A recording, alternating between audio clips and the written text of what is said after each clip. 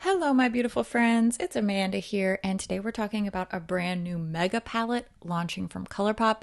This is launching today, the day that hopefully this video goes up, Thursday, May 25th.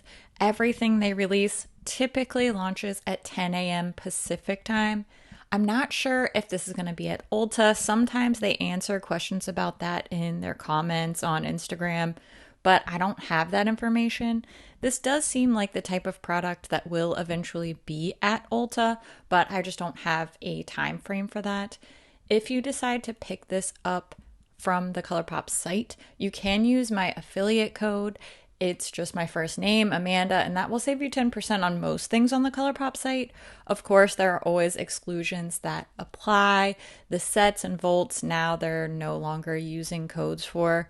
But I truly appreciate everybody who does choose to use my code. It makes a huge difference here.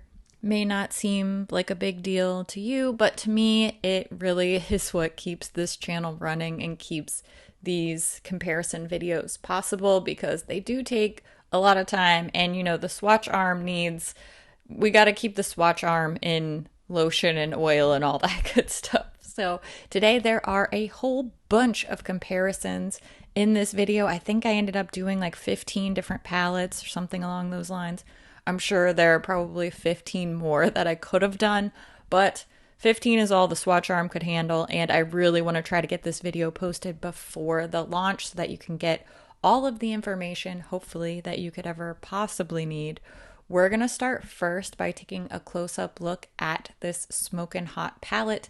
This is a 30 pan palette. It does have a variety of textures. We're going to take a close-up look at all of the shades. Let's start first with the outer palette packaging. Very simple, straightforward outer packaging, reminiscent of Bare Necessities, Stone Cold Fox. It's a mood. Very monochromatic outer packaging.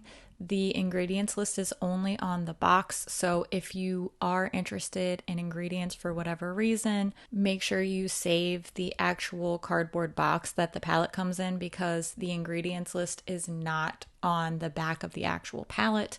Now, this has sort of a flame-like texture. All of these mega palettes that are in this style of packaging have a little bit of a texture, so this one sort of looks like flames. And good news, there are no eye safety warnings on this palette. Yay!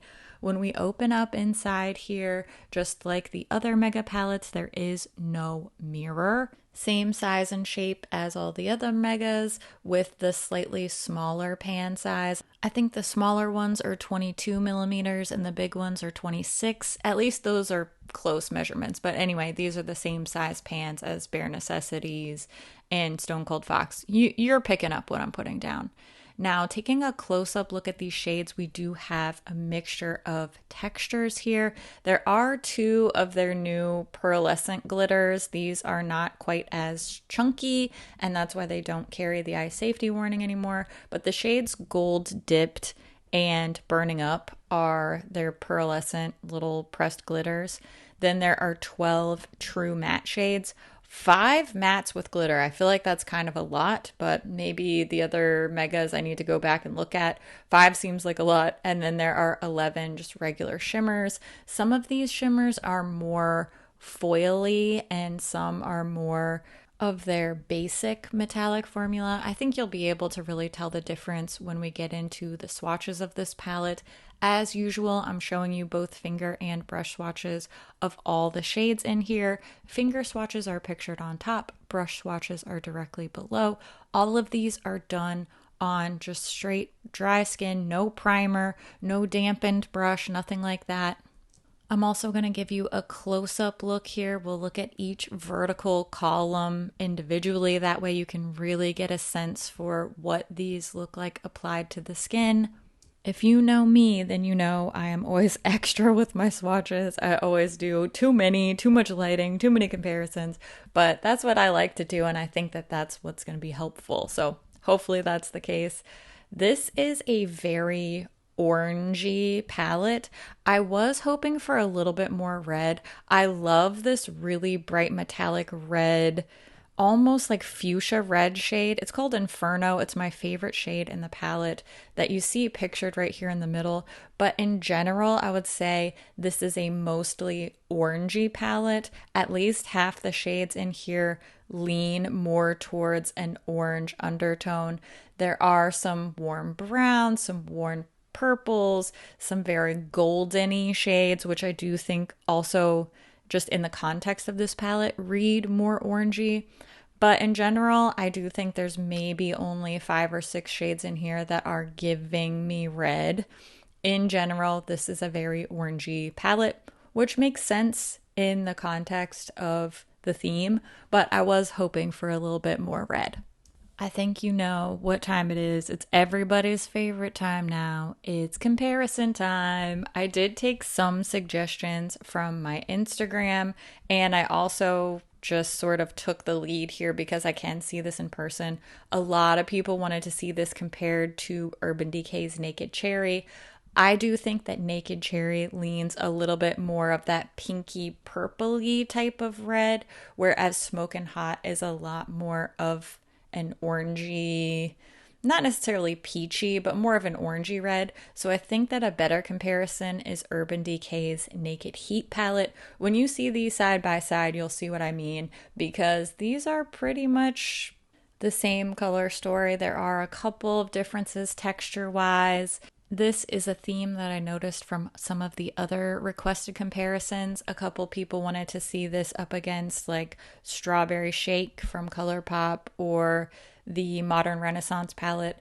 And also, much like this Naughty Nude palette from Huda, this Smokin' Hot palette is just a lot more orange than those. You can see here there are some similar shades, but where Naughty Nude goes more pink or even more just like neutral, I wouldn't even say cool tone, but just more neutral, Smokin' Hot, it's warm, it's toasty, it's orangey. Now, when you look at, for example, these Nude Obsessions palettes from Huda, now we've got a lot of overlap. I would say these are pretty much dupes, pretty much exact same eye looks coming out of here. There are, again, some little subtle differences, and I do think that in general, where these Huda palettes pull more pink, Smokin' Hot tends to pull more orangey, but in general, these are really solid dupes. And like I mentioned previously, a couple people wanted to see a Modern Renaissance comparison.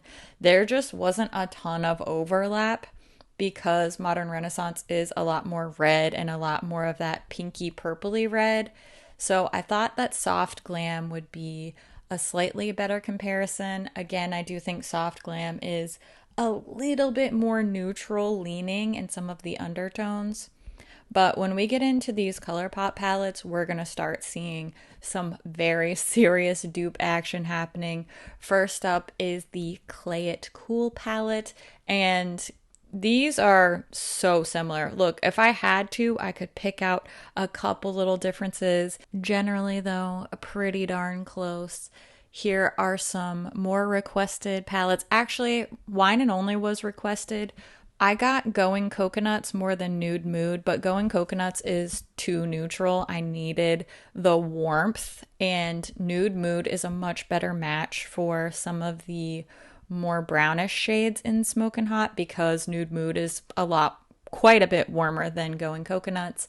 And you can see here Wine and Only is doing that same sort of thing where it's just not orange enough. It's way more of that pinky purple type of red. However, if we go to the Big Poppy palette and the Lucky Penny palette, now we're more on track. And I would say these are so close to being exactly dupes. I guess you could pick out a couple of little differences between the shades, but in general, these are gonna give you the exact same shades and finishes. When you take a close-up look here, it's a little bit easier to tell the slight differences, but I mean, this Lucky Penny palette it's almost indiscernible. Another highly requested palette comparison is this Whatever palette, and you can see why here. These are really similar. Once again, I think some of the red shades are not quite as close. I love the very last shade in the Whatever palette, that rich, dark burgundy red. It's called Mr. Brightside. I'm missing that in Smoking Hot. Now let's throw it back to some old ColourPop palettes. These are from the very earliest days of their pressed powder palette releases. We have the double Entendre palette. Again, very similar, very close. My poor double Entendre palette is so old that it's just lacking a little bit formula-wise these days, but shade-wise, you can get everything you need from Smokin' Hot. And kind of the same thing from the Give It To Me Straight palette. This one might be a little bit more pinky undertones, but in general, we're getting the same eye looks. We're getting the same, practically the same shades and finishes, really. Some of these palettes are long discontinued, so it's nice to have a new option. And I say that all the time about my comparisons. It's not just about showing that something isn't quote unquote new, but it might be filling the gap in somebody's collection who's missing some of these older palettes, or maybe doesn't like or can't really spring for something like a Huda or an Urban Decay.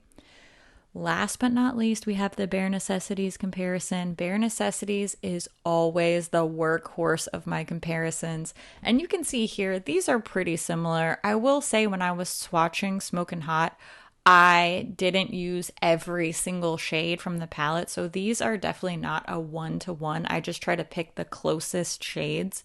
So I do think they're maybe a little bit too similar for me, but what I will say is I think that Smokin' Hot is a little bit brighter and a little bit richer, whereas Bare Necessities is a little bit lighter. It leans more towards the light and mid-tones, and unless you really look at those palettes one-to-one, side by side, it's not quite as easy to tell the difference. I think that Smokin' Hot is really going to cater more towards medium and deeper skin tones than the Bare Necessities palette did. I can't really speak from experience, but because Smokin' Hot overall tends to be a little bit richer and more saturated, I think that it's a fair assumption that Smokin' Hot is going to work well for a wider variety of skin tones. I would love to hear what you think about this palette. Are you interested in it? Do you have any of the comparison palettes? Or maybe you missed out on one of those comparison palettes and you can use this Smokin' Hot palette to fill that gap and satisfy that FOMO. I always love to hear what you think about things too. So make sure you leave all your thoughts down in the comments below. As always, thank you so much for watching, and I'll see you in my next video. Bye!